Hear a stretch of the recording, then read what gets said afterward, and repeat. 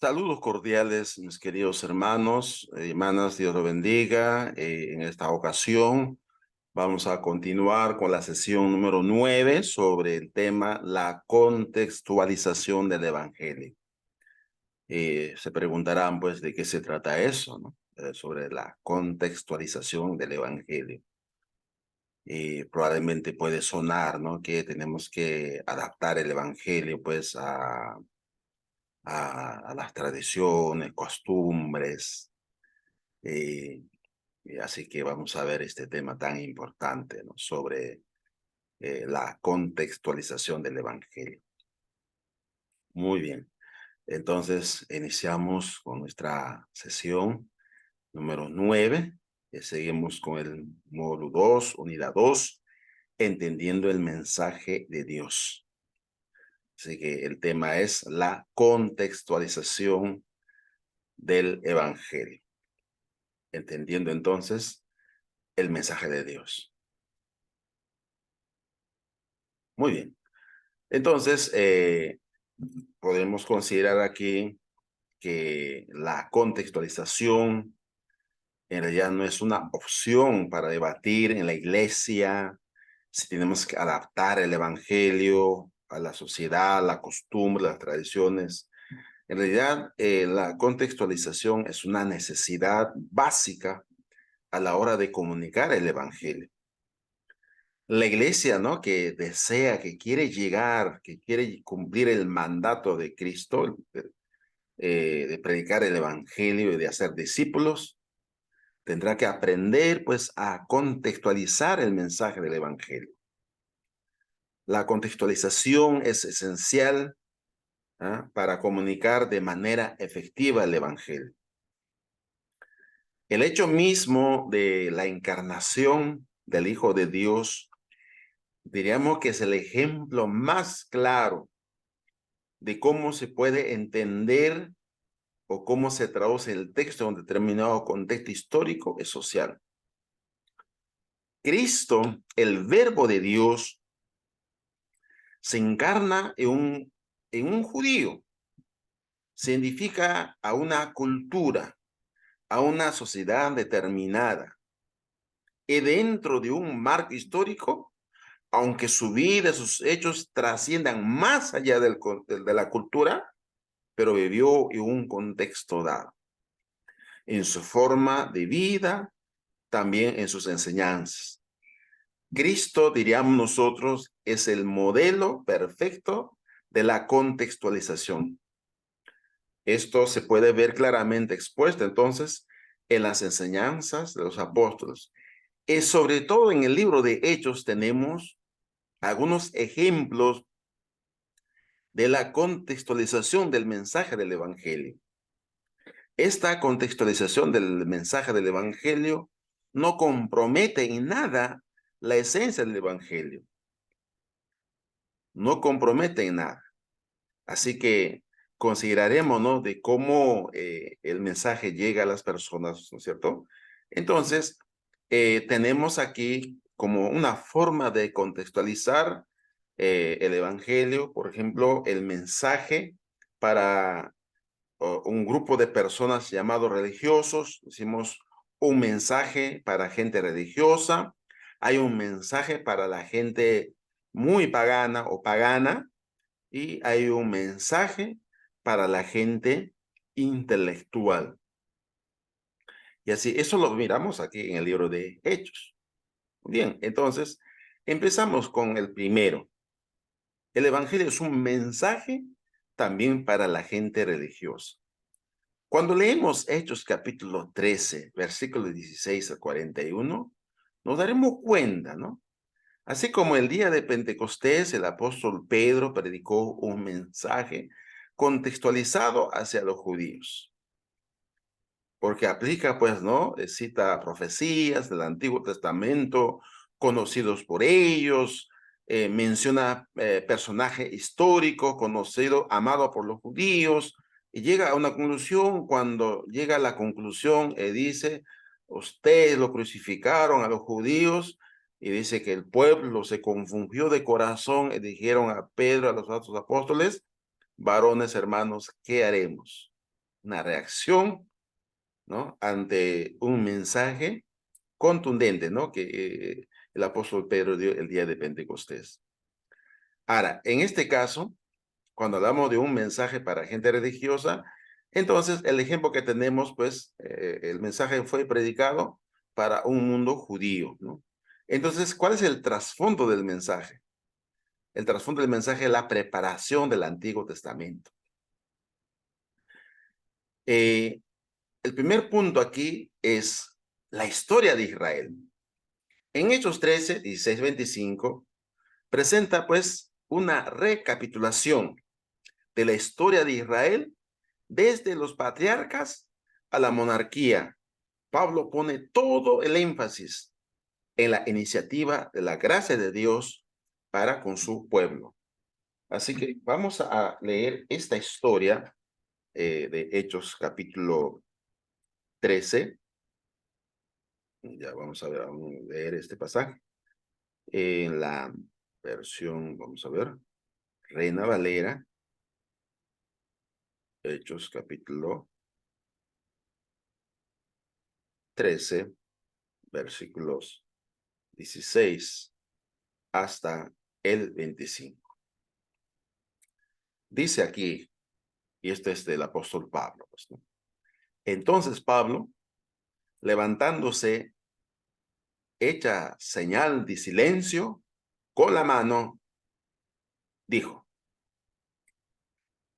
varones israelitas, y los que teméis a Dios, oíd. El Dios de este pueblo de Israel escogió a nuestros padres y enalteció al pueblo, siendo ellos extranjeros en tierra de Egipto, y con brazo levantado los sacó de ella, y por un tiempo como 40 años lo soportó en el desierto, y habiendo destruido 7 naciones en la tierra de Canaán, le dio una herencia su territorio. Después, como por 450 años, les dio jueces hasta el profeta Samuel. Luego pidieron rey y Dios les dio a Saúl, hijo de Cis, varón de la tribu de Benjamín, por 40 años. Quitado este, le levantó por rey a David, de quien dio también testimonio diciendo: he hallado a David, hijo de Isaí, varón conforme a mi corazón, quien hará todo lo que yo quiero. De la descendencia de este, conforme a la promesa, Dios levantó a Jesús por Salvador a Israel. Antes de su venida, predicó Juan el bautismo de arrepentimiento a todo el pueblo de Israel. Mas cuando Juan terminaba su carrera, dijo: ¿qué pensáis que soy? No soy yo él, mas he aquí viene tras mí uno de quien no soy digno de desatar el calzado de sus pies. Muy bien. Entonces, esta es la primera parte, ¿no? La primera parte. Aquí, entonces, presenta un resumen, una recapitulación de toda la historia de Israel, desde los patriarcas hasta la monarquía. Pablo pone aquí como énfasis, entonces, la gracia de Dios para con su pueblo. Entonces, cuando tenemos que predicar el evangelio, entonces, vamos a adaptar, ¿no? El mensaje de lo conocido, de conocer la historia, conocer las creencias, las personas, a fin de adaptar el mensaje, ¿no? No le vamos a quitar el sentido. Dios aquí es el sujeto de la historia. Dios es el que escogió a Israel, nos dice ahí el texto, engrandeció al pueblo, sacó de Egipto, soportó en el desierto, destruyó a sus enemigos, repartió sus tierras y herencia. Entonces, Dios es el centro, ¿no? Dios es el acá personaje, ¿no? Repartió la tierra, pues, ¿no? Entonces, el sujeto es Dios escogió, Dios engrandeció, Dios sacó, Dios soportó, Dios destruyó, Dios repartió la tierra como herencia. Así que aquí tenemos entonces algo valioso, importante. Pablo entonces aclara aquí todo este proceso durante el cual la gracia divina estuvo actuando llevó 450 años, 40 años en el exilio, 40 en el desierto, 10 años conquistando la tierra prometida. Así que Pablo lo explica de esta manera: 400 años en el exilio, 40 en el 10 años conquistando. Después del asentamiento, Dios le dio jueces y profetas, le dio a Saúl como el primer rey de Israel, le levantó por rey a David, y ahora Pablo hace un salto de cientos de años para acercarnos al Salvador como descendiente directo del rey David. Finalmente presenta a Juan el Bautista, como aquel que preparaba el camino del Señor, el camino de Cristo.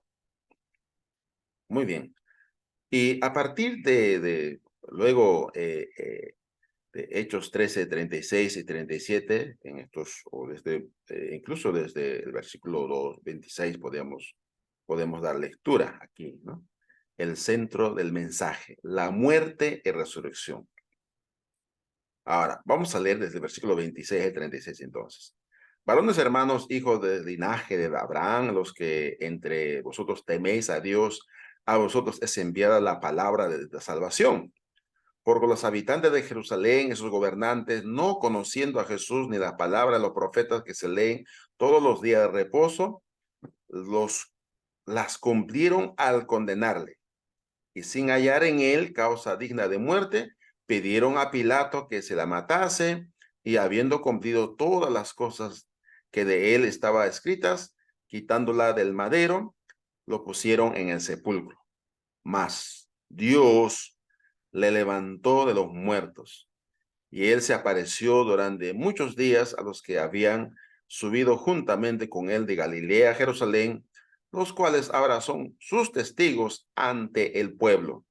Y nosotros también os anunciamos el evangelio de aquella promesa hecha a nuestros padres, la cual Dios ha cumplido a los hijos de ellos, a nosotros resucitando a Jesús, como está escrito también en el Salmo 2: mi hijo eres tú, yo te he engendrado hoy. Y en cuanto a que le levantó de los muertos para nunca más volver a corrupción, lo dijo así: os daré las misericordias fieles de David. Por eso dice también en otro salmo: no permitirás que tu santo vea corrupción, porque a la verdad David, habiendo servido a su propia generación según la voluntad de Dios, durmió y fue reunido con sus padres y vio corrupción. Muy bien. Y ahí el versículo 37 cierra diciendo: mas aquel a quien Dios levantó no vio corrupción. Y luego viene la parte exhortativa. Entonces, el pueblo, esos gobernantes, no le reconocieron. Al condenarlo, cumplieron las palabras de los profetas que ellos mismos conocían muy bien. Aunque no encontraron pruebas para condenarlo, pidieron pues a Pilato que le matase, ¿no? Que le crucificase. Estas son cosas que ocurrieron pues, ¿no? En la historia del pueblo de Dios. Le dejaron morir en lugar de la maldición divina. Más tarde fue movido pues a una tumba, pero Dios lo levantó de entre los muertos. Dios hizo posible que sus discípulos lo vieran para que ahora pudiesen ser sus testigos en la resurrección. Dios ha cumplido en la resurrección las promesas hechas a los padres. Pablo emplea el Antiguo Testamento como el foco central para hablar del Mesías. La promesa es permanente porque está basado en la resurrección del Hijo de Dios. Y asimismo aclara aquí que David murió, fue sepultado y vio corrupción. Así que entonces notamos aquí y que todos estos textos eran reconocidos por el judaísmo como profecías mesiánicas y usadas entonces como evidencias técnicas para consolidar y garantizar en que el sermón o la predicación tenía todo su apoyo basado en las escrituras que ellos mismos admitían como procedentes de Dios. Así que entonces podemos nosotros enfocar el mensaje en base a las creencias que tienen las personas, ¿no? Religiosas, enfocarnos en la muerte y resurrección de Cristo. Muy bien. Ahora, la tercera idea aquí en este mensaje para la gente religiosa es la invitación del mensaje, la elección entre la vida y la muerte. Así que en este escrito leemos desde el versículo 38 hasta el 41. Dice así: Sabed pues esto, varones hermanos, que por medio de él se os anuncia perdón de pecados, y que de todo aquello que por la ley de Moisés no pudisteis ser justificados, en él es justificado todo aquel que cree. Mirad pues que no venga sobre nosotros lo que está dicho en los profetas. Mirad, os menospreciadores, y asombraos y desapareced, porque yo hago una obra en vuestros días, obra que no creeréis si a alguien os la contare. Muy bien, entonces, habiendo unido en un mismo mensaje la historia de Dios por medio de Cristo, el versículo 39, solamente a través de Cristo podemos ser justificados. Esta es la verdad que lo presenta, ¿no? La invitación. Y luego, ¿no? Pablo enfatiza luego 5 palabras importantes, ¿no? Que son fundamentales o que son fundamentos del Evangelio. La muerte de Jesús en una cruz, versículo 29. El pecado, versículo 38. La fe, la justificación, versículo 39. La gracia de Dios en el versículo 43. Pablo les hace una solemne advertencia si ellos no se arrepienten, en versículos 40 y 41. Bien, entonces de esa manera podemos observar aquí de cómo es que la conclusión del mensaje, que sin arrepentimiento y fe no hay perdón de pecados, y que la única persona en el cual se centran todos los poderes para perdonar los pecados es Cristo Jesús, el Hijo de Dios. Muy bien, entonces el apóstol Pablo enfocó, ¿no?, que Jesús es el Mesías, persuadió a los judíos, gente religiosa que conocía, entendía el mensaje del Antiguo Testamento, empieza con aquello que ellos conocían sobre algunas verdades del Antiguo Testamento, para luego centrarnos en el Evangelio de Cristo, enfocar el mensaje. Entonces, por eso Pablo decía, me hago judío a los judíos para ganar para Cristo, sin comprometerse en la práctica o en las creencias de ellos. Pablo estaba consciente del Evangelio de Cristo. Él no cambió, él no se adaptó a las costumbres en el sentido de comprometer el mensaje. Muy bien, entonces, luego pasamos entonces ahora al segundo mensaje. Un mensaje para gente pagana. Cuando predicamos el Evangelio nos encontraremos con distintos tipos de personas. Y al menos estos 3 tipos de personas. Gente religiosa, gente pagana, que no cree en Dios, pero también gente intelectual, ¿no? Gente intelectual que tiene amplio conocimiento, o gente intelectual, pues, ¿no?, que es materialista, probablemente ateo también. Muy bien, entonces, en este caso nos centraremos el mensaje en Hechos 14, 8 al 20. Hechos 14, vamos a buscar Hechos 14, versículo 8.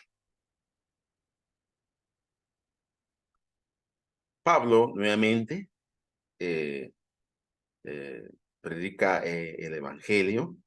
En este caso, pues contextualiza el mensaje de acuerdo a la realidad, pues, del lugar donde está.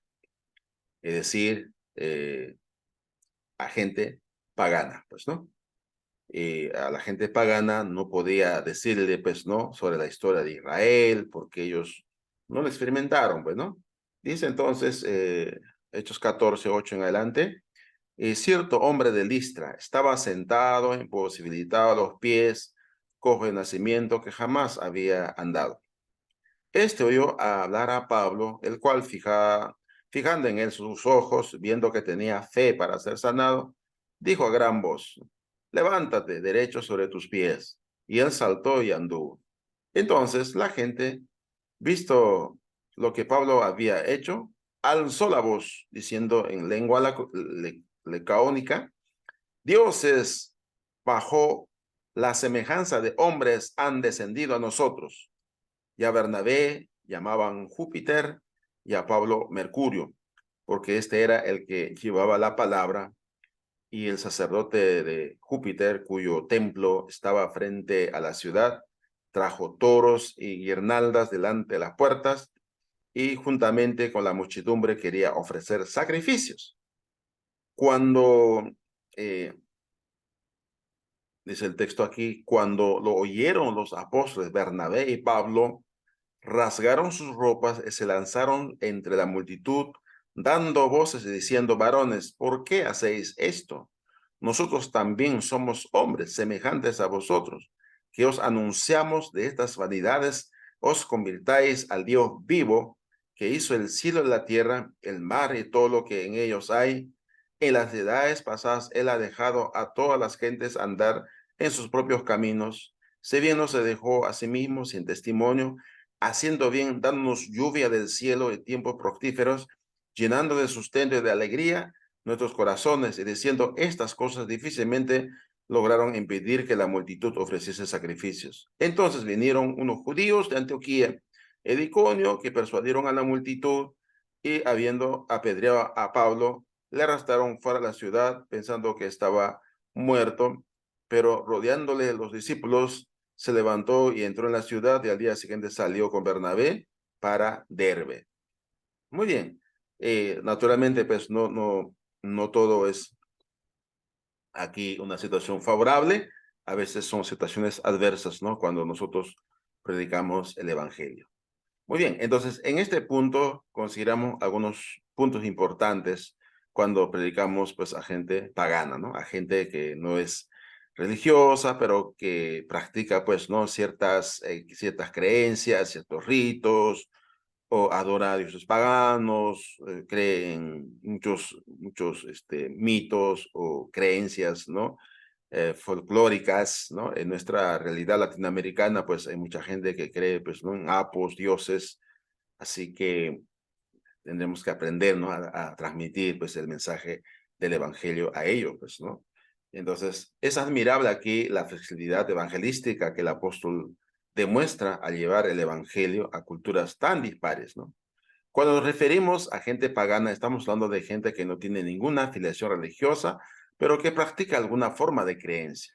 Gente de nuestra cultura que cree en Madre Tierra y todas sus ramificaciones.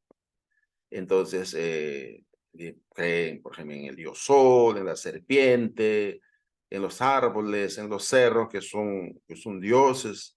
Y pues aquí en Perú, por ejemplo, ¿no? Los cerros son apos, ¿no? Que quiere decir son dioses. Apos significa ahí en las creencias paganas, pues dioses, ¿no? Entonces, los cerros, los árboles son dioses. Y así que necesitamos entonces predicar el evangelio. Los incas, por ejemplo, adoraban al sol, pero dentro de esa realidad, pues, ¿no? Hay una forma de cómo podemos llegar a ellos, ¿no? Entender, haciendo relación, ¿no? Porque ellos creían también en un creador, creían en el pecado, creían en la salvación, y pues hay formas de cómo relacionar el mensaje del evangelio. Muy bien, entonces el apóstol Pablo aquí, considerando algunos puntos importantes acá, la sustancia del mensaje. ¿Cuál es la sustancia del mensaje que el apóstol Pablo presenta aquí a estas personas, ¿no? Que quisieron adorarle, que se rindieron culto a Bernabé y a Pablo solo por el hecho de que habían hecho un milagro, ¿no? La sustancia de su mensaje permaneció invariable, ¿no? ¿Cuál es la sustancia del mensaje? El evangelio, que Cristo murió, que fue sepultado y que resucitó. Sé que varió tanto su acercamiento a la audiencia pagana como su énfasis.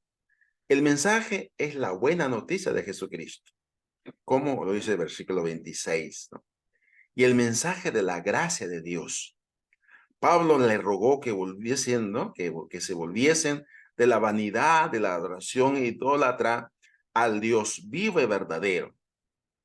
Invita a las personas que deben abandonar la vanidad de sus mentes, ¿no? La vanidad de sus dioses. Les habló del Dios creador de los cielos, y la tierra, el mar, todo lo que en ellos hay. Qué importante aquí.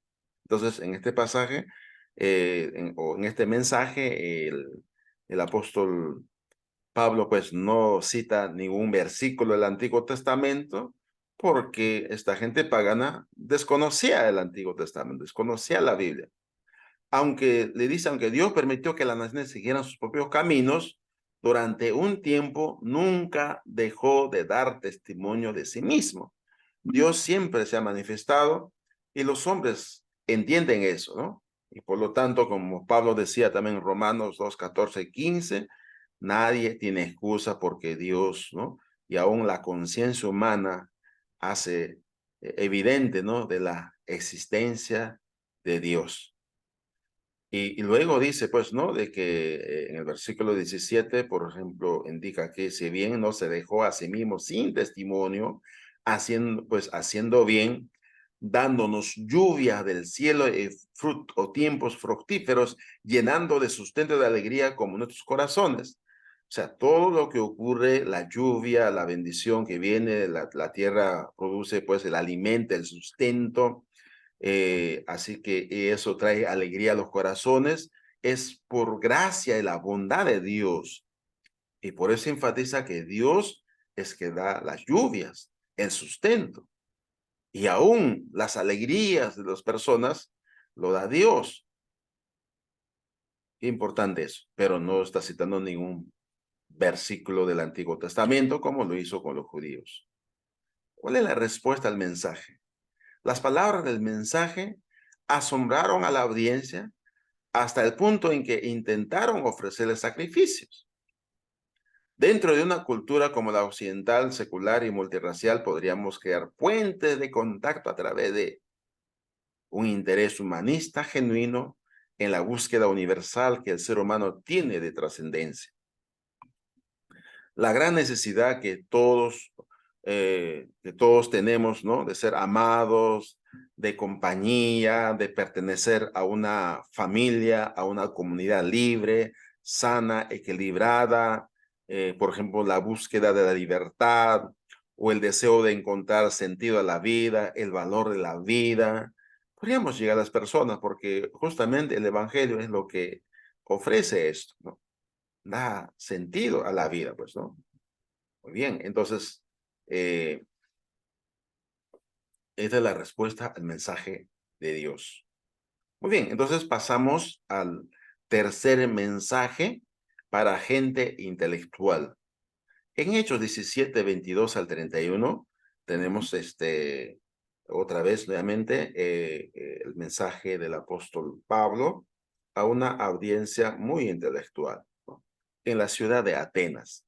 Pablo se encuentra en Atenas, llega a conocer la ciudad. Mientras recorría la ciudad, se da cuenta de muchos hechos, de los ritos, conocía el pensamiento de ellos, la filosofía y a aquellos que ellos admiraban. Entonces, el apóstol Pablo conocía la mentalidad de los atenienses. Entonces, hasta aquí podemos ir entendiendo, por ejemplo, ¿no? La necesidad de conocer la mentalidad del ser humano, la mentalidad religiosa, atenienses. En todo observo que sois muy religiosos,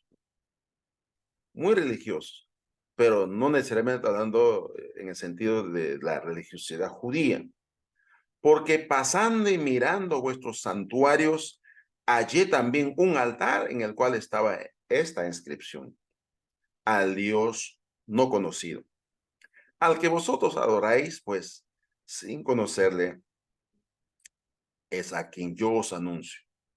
El Dios que hizo el mundo, todas las cosas que en él hay, siendo Señor del cielo y de la tierra, no habita en templos hechos por manos humanas, ni es honrado por manos de hombres, como se necesitase de algo, pues Él es quien da a todos vida y aliento y todas las cosas.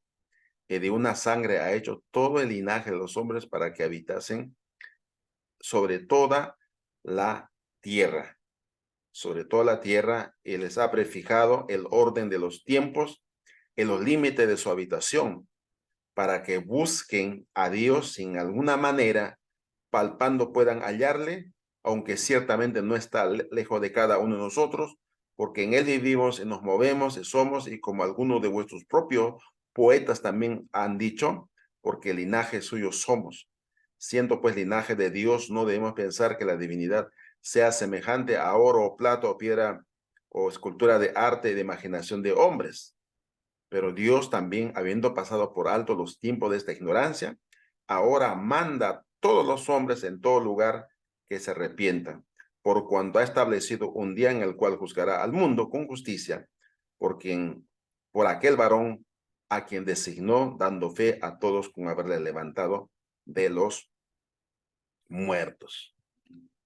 Muy bien, entonces, de acuerdo a la lectura, podemos observar ya algunos puntos ya importantes, pues, ¿no? Incluso cómo al final llega, ¿no? A la esencia del mismo, del Evangelio, a la esencia del Evangelio, la resurrección de Cristo, la muerte, ¿no? La muerte y la resurrección de Cristo. Ahora, aquí en Atenas, hermanos, observamos lo que el apóstol Pablo vio. Pablo no se fijó ni en la grandeza ni en la belleza de la gran ciudad de Atenas, sino en su idolatría. La predicación la estrategia de Pablo fue conocer la ciudad, conocer las personas, conocer las mentes. De ahí que hablamos la primera, la importancia de conocer la mente humana. Entonces, como estamos diciendo aquí, no se fija, pues, ¿no? En la estructura física de la ciudad, la belleza de la ciudad, que naturalmente en ese tiempo eran pues muy hermosas ciudades, ¿no? Y muchos de ellos aún permanecen en pie hasta el día de hoy. La idea detrás del texto griego es mucho más que una ciudad llena de ídolos. Es una ciudad que está bajo su influencia. Pablo emplea más adelante esta impresión cuando admite que son personas muy religiosas, muy religiosas. Entonces, los historiadores de la antigua Grecia dicen que Atenas era el centro de las divinidades y que en ella había más ídolos que en el resto de todas las ciudades griegas conocidas aquel entonces. Una gran estatua de oro y marfil dedicada a la diosa Atenea que se encontraba en el Partenón tenía una lanza cuyos reflejos se podían ver a más de 65 kilómetros. Por eso se decía que Atenas era más fácil encontrar a un dios que a un hombre. Así que Pablo vio, pues, una ciudad sumergida y controlada por la idolatría. Pero una oportunidad de cómo llegar a ellos entonces. Entonces, primero Pablo observó lo que pudo ver Pablo, podríamos decir lo que Pablo sintió. Al ver la ciudad sumergida en la idolatría, el espíritu de Pablo se enardecía dentro de él al observar tal idolatría. Literalmente la frase tiene connotaciones médicas que se refieren a un ataque epiléptico. O sea, Pablo a tal punto que se desespera, ¿no? Creo que nosotros también en nuestro contexto latinoamericano conocemos de la idolatría, conocemos de cómo la gente, pues, ¿no? Se mueve, pues, ¿no? En un contexto, pues, con sus creencias paganas. Hay un cristianismo pagano también mezclado con la idolatría y la práctica en Latinoamérica, pues, ¿no? Es tremenda, pues, ¿no? Cuando observamos la idolatría y a nosotros nos conmueve eso, ¿no? Cuando yo veo la ciudad de Lima, por ejemplo, ¿no? Y yo les cuento esto, que la ciudad de Lima, pues en el mes de octubre, se llena una multitud de personas alrededor de una imagen, ¿no?, que lo llaman el Señor de los Milagros. Entonces veo cómo es que las personas, ¿no?, van y se aglomeran las personas, ¿no?, para adorar, pues, ¿no?, una imagen. El apóstol Pablo, pues, estaba enardecido ahí. Y lo cual produjo, pues, sentimientos de celo hacia el nombre de Dios. Al ver a tantos seres humanos dando el honor, la gloria a otros dioses, pero no al Dios vivo. Y Pablo, ¿no? Así como también cuando escribió la carta a los romanos, también habló de esto, que los seres humanos no dan gloria al Creador, no dan gloria al Hacedor, no dan gloria, pues, al Dios eterno. Y abandonan, pues, ¿no?, a Dios con pleno conocimiento. Cuando vemos el nombre del Señor desechado por causa de la idolatría, debería herir profundamente nuestro espíritu, llenarlo de celo por el nombre y el honor del Señor. Pues, y eso nos lleve a conducir, pues, a predicar el Evangelio con mucha más fuerza. Lo que Pablo hizo en este caso. ¿Qué hizo Pablo, pues, no, para hablar, para poder remediar esta situación?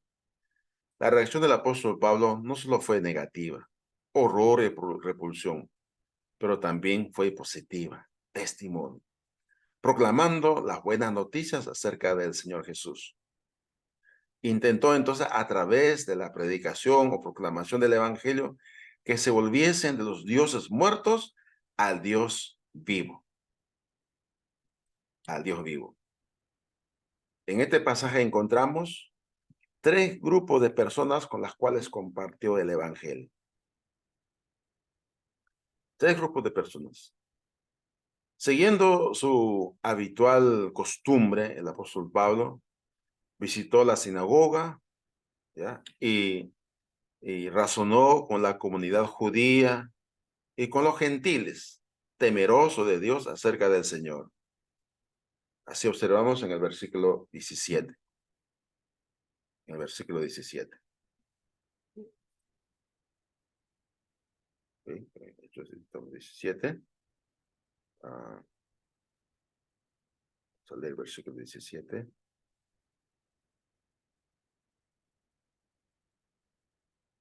Entonces dice, así que discutía en la sinagoga con los judíos y piadosos en la plaza cada día con los que concurrían, pues, ¿no? Entonces ahora, no solo el sábado, pero diariamente hablaba en la plaza, es decir, en el mercado, con todas las personas que frecuentaban aquel lugar. También argumentaba con la élite intelectual, con filósofos, personas interesadas en el conocimiento. ¿Qué es lo que dijo Pablo? Entonces, en este pasaje de Hechos 17, lo que encontramos, algunos puntos importantes, lo que dijo Pablo. Pablo empieza su sermón, su mensaje, buscando puntos de contacto entre él y su audiencia. Eso es importante, encontrar puntos de contacto, para luego hacer puentes con el Evangelio. Su religiosidad, su interés por el lugar, es su objetivo de adoración, pero sobre todo por un altar vacío a un Dios no conocido, o sea, a un Dios desconocido. Toma como partida esto. Pablo admite no tanto su idolatría, sino su ignorancia acerca del Dios vivo. Y es por esta razón que él ha venido a ellos. Ha hecho un esfuerzo para enseñarle la dirección hacia ese Dios desconocido, que es el Dios auténtico, real, ese gran Dios superior a los otros dioses. Ese Dios que hizo el mundo y todo lo que existe. Así que en el mensaje, Pablo destacó algunos puntos importantes. Y aquí hay 5 puntos importantes acerca del Dios vivo verdadero. Primero, afirmó, sustentó, que Dios es el creador del universo en el versículo 24. Dios creó el universo. Segundo punto, Dios es el que sostiene y da vida a todo lo que existe. Tercero, Dios es el que controla todas las naciones. sus límites y duración, en el versículo 26. En el versículo 26 dice expresamente, de una sangre ha hecho todo el linaje de los hombres para que habitasen sobre toda la faz de la tierra, y les ha prefijado el orden de los tiempos y los límites de su habitación. Qué importante, pues, ¿no? La adoración, los límites de la vida humana. Cuarto, Dios es el Padre de todos los seres humanos. Versículos 28 y 29. Dice, porque en Él vivimos y nos movemos y somos como algunos de vuestros poetas también han dicho. Muy bien, entonces, aquí encontramos, ¿no? Básicamente en estos cinco puntos importantes, Dios es el creador del universo, y esta forma, pues, ¿no?, de entender el mundo era muy distinta a lo que tenían los filósofos. Ellos no creían en el Dios que el apóstol Pablo predicaba. Por ejemplo, los poetas, ¿no? Los filósofos, o sea, dice nuestro texto, poetas, eran los filósofos. Por ejemplo, Epicurio creía que el mundo funcionaba por una serie de casualidades y composiciones atómicas. Para ellos, los estoicos creían que en un Dios superior, pero en una forma panteísta, y todo lo que se podía encontrar a Dios. Por eso la importancia de vivir en armonía con la naturaleza, con el alma. Entonces, Dios estaba en todas las cosas. Dios era todo para los estoicos. Pablo entonces les aclara aquí que lo absurdo de tratar de localizar, pues, el lugar donde Dios vive, o intentar encarcelar a Dios entre paredes o rejas, pues, ¿no? Entonces era algo absurdo, ¿no? Enfatiza que Dios está en todas partes, ¿no? Entonces, y podemos encontrar a Dios en cualquier lugar, porque somos linaje de Él, y Dios no es no está sujeto, pues, ¿no?, a un determinado espacio. Qué importante, pues, ¿no? Dios, por otro lado, el que sostiene todo lo que existe. Eso es importante, ¿no? En la predicación del apóstol Pablo. Dios el controla todas las naciones, ya hemos explicado esto. Dios es padre de todos los seres humanos, ¿no? También Dios es el juez de todo el mundo, versículos 30 y 31. Pablo vuelve al punto de donde empezó la ignorancia humana. Enfatiza aquí entonces, los atenienses admiten que son ignorantes en cuanto a un Dios del cual solo saben que existe. Pablo también reconoce su ignorancia, pero ahora declara que en su ignorancia existe culpabilidad, ya que Dios se reveló al ser humano y pide de ello una actitud de arrepentimiento. Versículo 30. Dios se ha revelado a través del orden natural, pero el ser humano lo rechazó por causa de su maldad. Ahora, ya sin excusas, pide su arrepentimiento antes de que venga el juicio de Dios, el juicio divino. Bien. Y finalmente, lo que dijo Pablo con relación a esto, ¿no?, al juicio. ¿Qué tipo de juicio es este? Enfatiza que el juicio será universal. Vivos y muertos, ricos y pobres, todos serán juzgados. Será un juicio justo, los secretos de todos los hombres serán revelados. Será un juicio definitivo, hay un día designado para ello, y sabemos la identidad del juez. ¿Quién es el juez? Jesucristo, el Señor, el Hijo de Dios, como lo dice Pablo en el versículo 31. Entonces notamos de cómo Pablo, después de entender el contexto, predica el mensaje y luego termina enfocando el evangelio de Cristo. Jesucristo y el evangelio es el mensaje central en este punto, pues, ¿no? Muy bien. Entonces, de esa manera, hemos considerado entonces 3 ejemplos de contextualizar el mensaje del Evangelio. Cómo predicar el Evangelio a gente religiosa, cómo predicar el Evangelio a gente pagana y cómo predicar el Evangelio a los intelectuales.